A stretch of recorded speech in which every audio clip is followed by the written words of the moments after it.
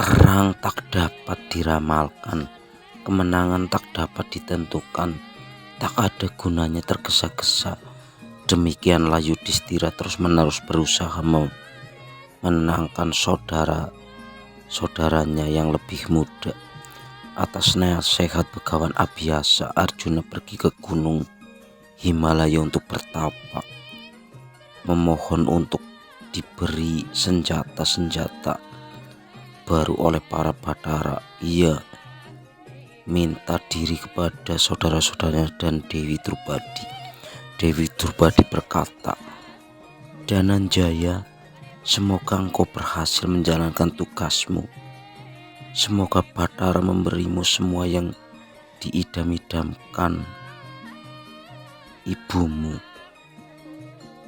Setelah mendapat restu dari saudara-saudaranya, Arjuna mulai perjalanannya. Ia menuruni jurang yang dalam, menembus hutan belantara, mendaki tebing-tebing terjal hingga sampai di puncak gunung Indragila. Di sana ia bersua dengan seorang Brahmana tua. Brahmana itu tersenyum dan berkata kepadanya, "Wahai anakku, engkau mengenakan pakaian prajurit dan membawa senjata. Siapakah engkau? Di sini senjata tidak pernah digunakan. Sebagai kesatria, apa yang kau cari di tempat ini? Tempat pertapaan orang-orang suci dan para bandita yang telah menaklukkan amarah dan nafsunya." Sesungguhnya Brahmana tua itu adalah Bathara Indra, raja semua Bathara dan ayah Arjuna sendiri, yang sedang menyamar. Lega menemukan putranya dalam keadaan baik, ia melepas samarannya dan menjelma kembali menjadi Bathara Indra. Arjuna menjawab, "Aku datang dengan maksud mencari senjata. Berilah aku senjata."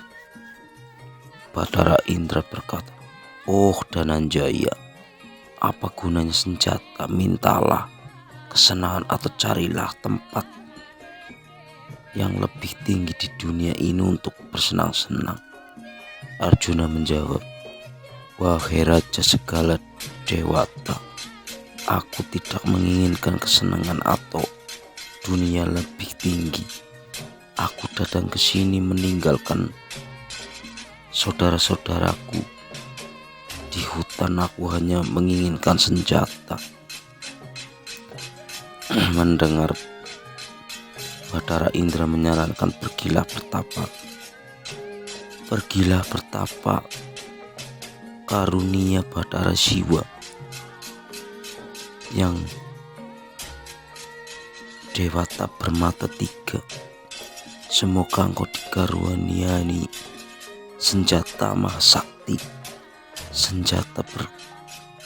Setelah berkata demikian, Bathara Indra menghilang dan Arjuna meneruskan perjalanan ke gunung Himalaya. Ia bertapa di punggung gunung itu, memohon anugerah senjata sakti dari Bathara Siwa.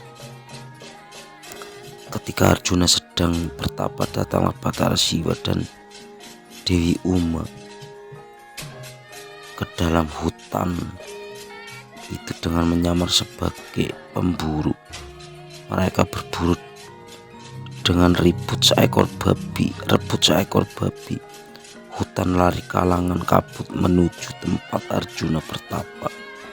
Melihat babi liar itu lari mendekat, Arjuna mengangkat busurnya, membidik anak panahnya. Bersamaan dengan lepasnya anak panah dari busur Arjuna, meluncur ulalah panah pinaka milik Bathara Siwa. Dua-duanya tepat mengenai sasaran. Arjuna berteriak lantang, "Siapakah engkau? Mengapa pergi berburu bersama istrimu? Kenapa engkau lancang memanah babi hutan yang kupanah?" Pemburu itu menjawab dengan tenang, Hutan ini kepunyaan kami yang hidup di sini, dan sejak dulu ini memang hutan perburuan. Engkau kelihatan tak sesikap pemburu pada umumnya. Keseluruhan dirimu menunjukkan bahwa engkau biasa hidup nyaman di kota. Sesungguhnya akulah yang lebih pantas bertanya, apakah yang kau cari di sini? Lagi pula akulah yang membunuh babi hutan itu. Mendengar itu, Arjuna tersinggung. Ia menantang pemburu itu untuk bertarung. Si pemburu menerima tantangannya dengan tangkas. Arjuna melompat mengangkat busur lalu melepas anak-anak panahnya. Dengan cepat susulan menyusul seperti ular, menjulur mematuk pemburu itu. Tetapi alangkah kagetnya Arjuna, pemburu itu biasa menggelak